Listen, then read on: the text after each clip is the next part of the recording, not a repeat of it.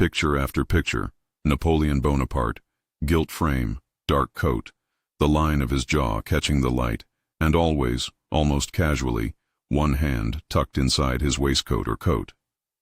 The gesture is as familiar as his bicorn. It's become shorthand for the man himself. Ask most people why he stands like that, and you'll get a quick answer. Stomach pain. He had a bad stomach, so he kept his hand there. Simple, neat, satisfying. But that neat answer doesn't survive the facts. The hand in the coat is not primarily a medical billboard. It's a visual language, a compositional choice, and a habit that lives where art, politics, military culture, and biography intersect. Today we follow the evidence. Portraits, portrait conventions, military practice, and the patchy record of health reports. To track how a single gesture became a historical icon and why stomach pain is, at best, an insufficient explanation. If you love myth-busting history, subscribe and stay with me. There's more here than a single rumor. Napoleon lived in an age when image was armor. He rose in a world that still relied on painted portraits and engraved prints to announce rank, project authority, and control reputation. Unlike a candid photograph, a portrait is a decision. Who sits, what they wear, where they put their hands, how they tilt their head. For a man climbing from Corsican obscurity to rule over France, those decisions mattered. Portraits were employed like rhetoric. They spoke for the sitter when the sitter could not speak for himself. Artists such as Jacques-Louis David became collaborators in the construction of Napoleon's public persona. They shaped him into a classical, authoritative, almost Rousseau-esque figure, sometimes as an imperious commander astride a rearing horse, sometimes as a composed consul or emperor in stately robes. Engravings multiplied those images, spreading the look into the salons and print shops of Europe and beyond. Repetition turned artistic choices into recognizably Napoleonic habits. Start with what the pictures themselves tell us. Across a broad suite of portraits and prints, from full-length state paintings to small engraved likenesses, the left hand frequently sits inside the waistcoat or just inside the coat. The pose appears in standing portraits, in three-quarter views, and in many popular reproductions. That repetition is important. Artists rarely repeated a gesture without meaning, especially when billions of impressions literally traveled on paper. In portraiture, repetition equals intention. Now, that observation doesn't pin down a single reason, but it does move us away from an accidental or purely private explanation. If the hand appears again and again in carefully staged official portraits, the gesture becomes a communicative choice rather than a momentary twinge. In short, there is intentionality, and in an era where image-making was purposeful, intentionality usually means message. How did that message read to contemporaries? To answer that, we need to look at portraiture conventions of the late 18th and early 19th centuries. The hand-in-coat pose is not unique to Napoleon. Gentlemen, officers, statesmen, and even many clergy are sometimes shown with similar gestures across European and Atlantic portraiture of the period. The motif has two overlapping families of meaning. First, a classical echo. European artists and patrons had been borrowing from Greco-Roman sculpture and written lore for centuries. The posture of an orator, the composed restraint of civic virtue, the controlled bodily modulation of a leader, these were all part of a visual vocabulary learned in academies and salons. A hand tucked into the garment suggested deliberation, composure, and command, qualities desirable for any ruler who sought to appear measured rather than passionate. The subtlety mattered. A closed hand inside a coat implied inner control and dignified reserve, the polished opposite of an open-handed showman. Second, it was an aesthetic device. In painted composition, limbs create lines that lead the eye. A hand inside a coat simplifies the silhouette, avoids awkward negative space, and provides a clean vertical counterpoint to drapery or the sweep of a cloak. It creates a quiet focal point, an intimation, not a display. Painters and engravers preferred such devices when their aim was to fuse physical presence with moral character. Both meanings, classical reference and compositional utility, work together. A hand tucked into the waistcoat says at once, This is a man of restraint, and this is a carefully arranged image. If the pose reads like a crafted public sign, could it also have been convenient or habitual for a military man? Practical reasons are the next layer of evidence, and they deserve serious attention. Napoleonic uniforms were not lightly tailored. The greatcoats, sashes, and layers soldiers wore could be cumbersome. A hand slipped inside the coat could keep the fingers warm, steady the torso against wind or motion, or maintain a discreet balance while the other hand gestured or held maps. In a field context, an officer might tuck a hand away while directing troops, reading orders, or leaning on a chaise in a command tent. The gesture can be read as a small, practical adaptation to the material demands of campaigning life. There is also a document concealing hypothesis. Letters, dispatches, and small folded orders were part of command life. A coat offered a shallow private pocket. Tucking the hand inside could hide a folded note, a pocket map, or instructions meant for a particular lieutenant. It's plausible and it fits the milieu, but the evidence for this being the origin of the pose in Napoleonic portraits is thin. Portraits tend to communicate at the level of symbol rather than literal practice. The concealing hand story reads more like an appealing anecdote than a verified origin. What about the medical story, the one that keeps returning, that he held his hand inside his coat because of stomach pain? There are indeed records that Napoleon complained at times of abdominal discomfort. Later medical analyses and some biographies argue that his health included chronic gastric problems, and modern forensic re-examinations of his autopsy have sparked debates about whether he suffered from stomach cancer, a perforated ulcer, or other conditions. These are important issues for biographers and medical historians. However, using health complaints to explain a compositional, repeated pose in formal public portraits has limits. Two critical points must be made. First, the pose appears very early in Napoleon's public iconography, often in images produced before prolonged, severe stomach ailments are documented. If the gesture predates chronic illness, it weakens a simple causal link between pain and pose. Second, even if a sitter complains of discomfort, portraitists and patrons rarely allowed medical necessity to dictate permanent aesthetic choices for official imagery. Artists tailored bodies to ideals. They often, deliberately, silenced physical vulnerability to craft a preferred narrative. For a leader constructing authority, the public image would more likely conceal illness than advertise it. That said, the medical hypothesis is not impossible. It's simply undersupported relative to the art historical and iconographic explanations. There's another kind of evidence that steers us toward the deliberate image thesis, comparative portraiture. Look beyond Napoleon. The hand in vest or hand inside coat motif appears in countless portraits of other leaders and influential men across late 18th and early 19th century Europe and North America. The gesture functions as a cultural shorthand for a measured gentleman.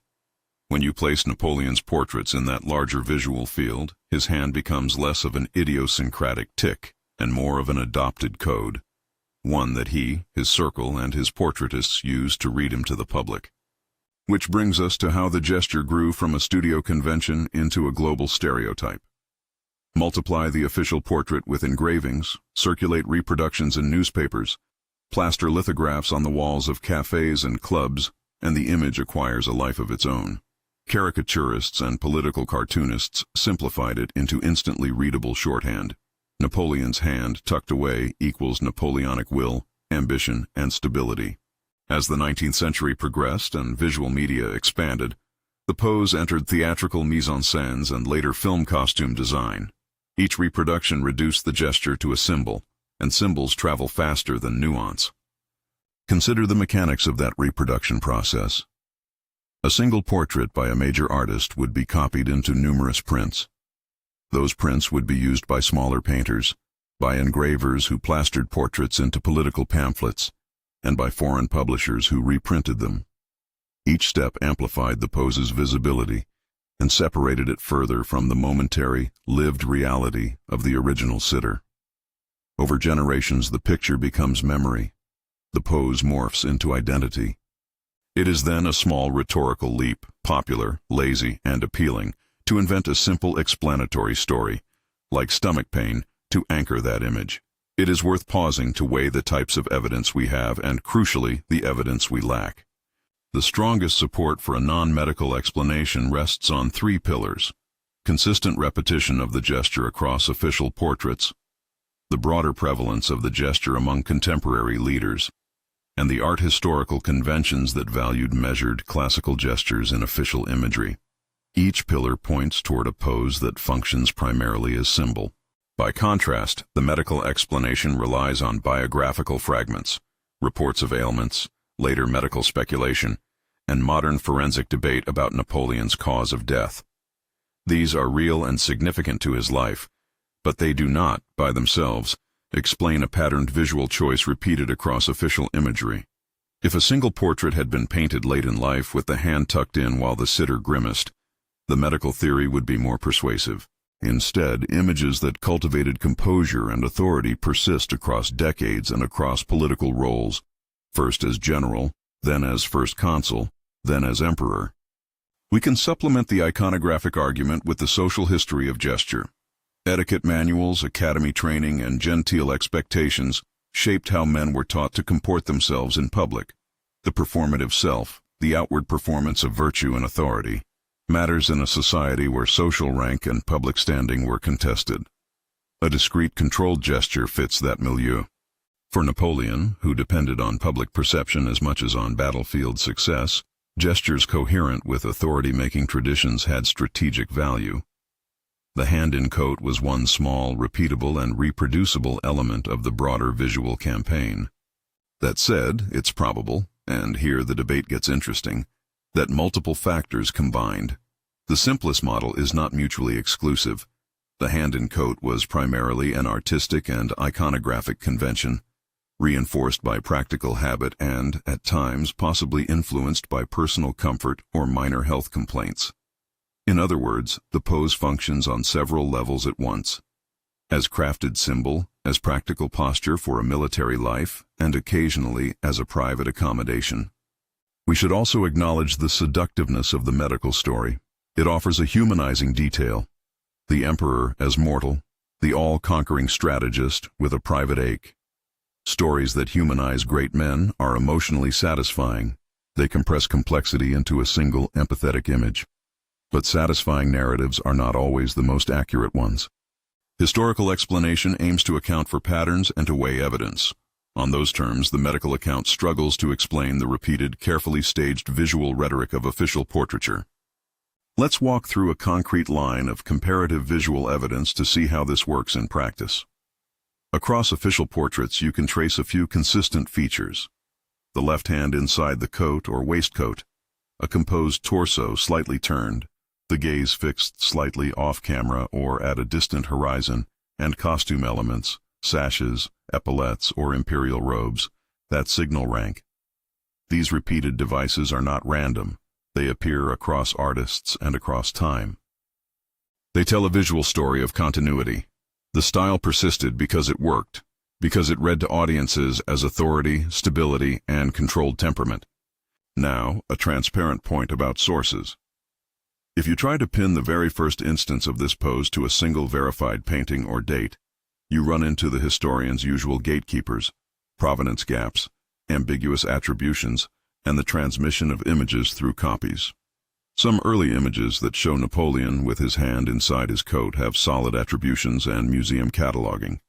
Others are indefinido in provenance, circulating in prints of uncertain origin. Where a specific painting's provenance can be verified, that evidence strengthens the iconographic argument. Where it cannot, we note the uncertainty. In short, the general picture, repetition across media and time, holds even if single-source claims require careful source checking. There is also an instructive contrast with how artists handled illness in portraiture. When sitters were visibly ill in life and wished to acknowledge it, portraitists sometimes altered compositional choices to accommodate. But because the political stakes for Napoleon were so high, it makes sense that his public portraits prioritized an image of command and resilience. If there was any acknowledgement of vulnerability, it would be more likely to emerge in private paintings, letters, or medical notes, rather than in state portraits meant for public consumption. Finally, cultural transmission and simplification explain how a plausible but under-evidenced explanation can become a dominant myth. Picture a later schoolroom or a pulpy biographical column. The instructor or writer who wants a clean hook assigns a single cause. He tucked his hand inside to hide stomach pain is neat, memorable, and human. Those qualities allow such explanations to spread as quickly as prints did in the 19th century. Over time, the neat story displaces more complicated, messy realities. That process is how a visual convention turns into a single-cause legend. So where does all this leave us? Weighing the evidence. Iconography, repetition across portraits and media, the logic of portrait composition, the convention's values of classical visual reference, plus plausible practical habits. The most defensible conclusion is that the hand and coat pose functions primarily as an artistic and symbolic device, a gesture of measured authority and composed leadership, deliberately used by portraitists and reproduced by engravers. Military practicality and private habit likely played supportive roles. Medical explanations remain possible but are not decisive and should be treated as hypotheses unless tied to specific dated evidence showing that the pose followed the onset of documented chronic illness. That conclusion doesn't diminish the human dimension of Napoleon's life. He was, after all, a man whose body and health mattered to him and to those who served him. Some contemporaries and later historians point to gastrointestinal complaints. Modern medical forensics provide intriguing possibilities. But for the hand and coat specifically, the balance of evidence tips toward the gesture as iconography first and symptom second, if symptom at all. There is a final, broader lesson. Images are not passive records. They are active constructors of memory. A single compositional choice, how a hand is placed, can migrate from studio to street, from engraving to stage, and then into the common imagination so thoroughly that it becomes part of a person's identity. When we look at historical figures, the images that survive often do more than reflect life. They shape how life is remembered. That is why historians read portraits the way detectives read a scene. Every line, shadow, and tucked hand has the potential to mean more than meets the eye. So next time you see that iconic portrait and wonder whether the hand was there because of pain, hold the thought, but also look wider. Consider the painter's eye, the printing press, the costume of command, and the shorthand of polite gesture. The hand inside the coat is a small, repeatable symbol that helped make Napoleon more than just a man with an ache. He became a constructed idea of leadership. That, more than a single medical explanation, is the story the images themselves tell. If this changed how you see Napoleon, like and share this video. And tell us in the comments which historical image you'd like us to unpack next.